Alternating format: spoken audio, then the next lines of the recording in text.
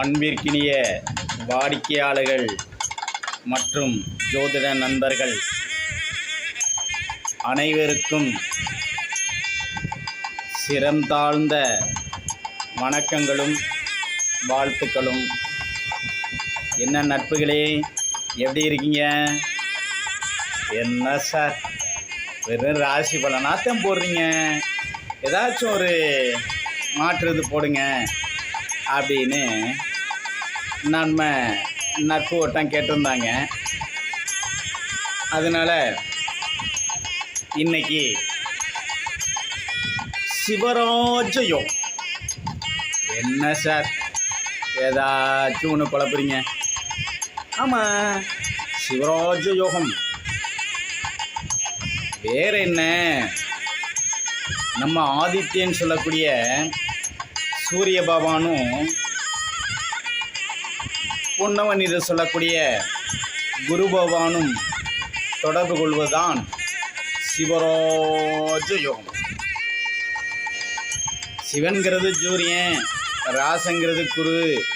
இவர்களுடைய தொடர்பு, இவருடைய இணைவு, இவருடைய பார்வைகள்,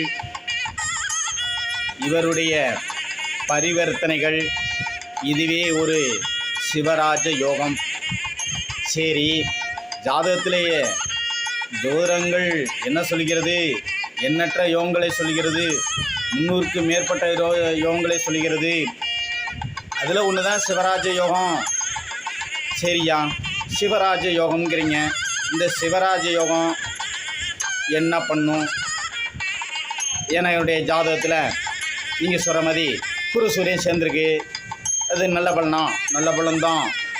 எதிர்பாராத தனயோகத்தை கொடுக்கும். ஏன்னா தனகாரகன் குரு, அரசாளக்கூடிய கிரகம் சூரியன். அப்போ அரசாங்க யோகம் கிடைக்கும், அரசாளும் யோகம் கிடைக்கும்.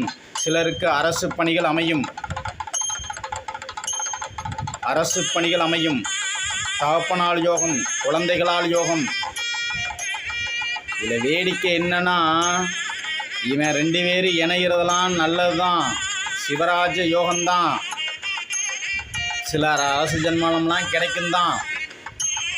அதனால் இதில் நம்ம லக்கணத்துக்கு இதில் எவனாச்சும் ஒருத்தன் 3, 6, 8, 12 கூட போயிட்டான்னு வச்சுங்க, கண்டிப்பாக சிவராஜ யோகங்கிறது லிமிட்டில் தான் நிற்கும்.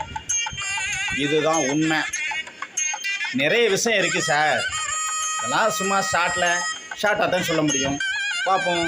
வணக்கம்.